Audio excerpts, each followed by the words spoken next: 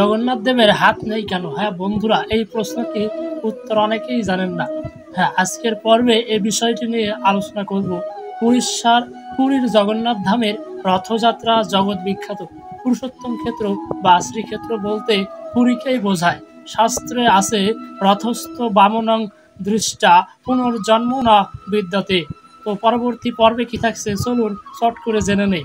তো রথযাত্রা পালন করা কি জন্য হয় এবং এর তাৎপর্য কি, রথযাত্রার সার্থকতা কিভাবে সম্ভব, তো এমন সব চমৎকার পর্ব নিয়ে সাজানো হয়েছে ধারাবাহিকভাবে। তো আজকের এই প্রথম পর্বে সকলকে স্বাগত জানাচ্ছি। তো আসুন আজকের পর্বের মূল আলোচনা শুরু করা যায়। জয় গুরু। গুরুর ব্রহ্মা গুরুর বিষ্ণু গুরুর দেব মহেশ্বর গুরুরেব পরম ব্রহ্ম তস্মাই শ্রী গুরবে নমঃ। যুগ পুরুষোত্তম শ্রী শ্রী ঠাকুর অনুকূল চন্দ্রের চরণের শতকোটি প্রণাম জানায়। তো তিনি কি বলেছেন জগন্নাথ দেবের হাত নেই কেন? তার আগে আমরা জেনে নিব কেন আয়োজন করা হয়ে থাকে রথযাত্রা, তিনটি রথ এবং সেই রথের নাম কি, এসব থাকছে গুরুত্বপূর্ণ কয়েকটি প্রশ্ন। তো চলুন সেগুলি জেনে আসি। আমরা জানি বাংলা আষাঢ় মাসের শুক্লা পক্ষের দ্বিতীয়া তিথিতে রথযাত্রার আয়োজন করা হয়ে থাকে।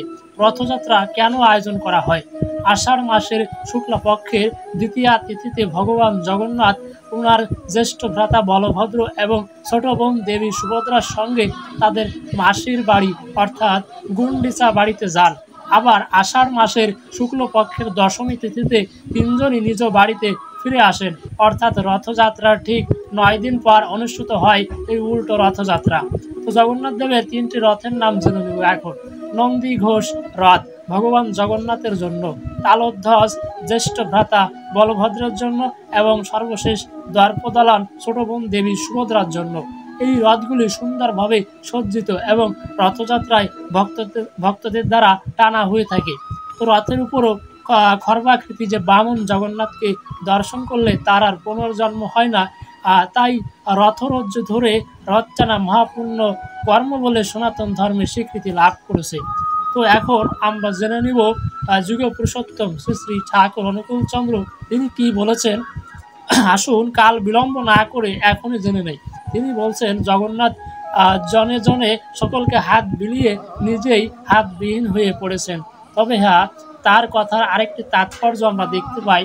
দেখুন, ছেলে যখন জন্ম নেয় এবং সে যখন বড় হয় তখন চাইলে সে পিতামাতাকে ধরে চলতে পারে বা তার আদর্শকে ধরে চলতে পারে, কিন্তু সেই ছেলেটি যখন সেই আদর্শ বা তার পিতামাতাকে না ধরে চলে তখন সেই পিতামাতা বা সেই ইষ্ট বা আদর্শ তখন আর কিছু করা থাকে না। ঠিক তেমনই জগন্নাথকেও আমরা যদি আমাদের দোকানে হাত না দিই তাহলে তিনি কিভাবে আমাদের ধরবেন?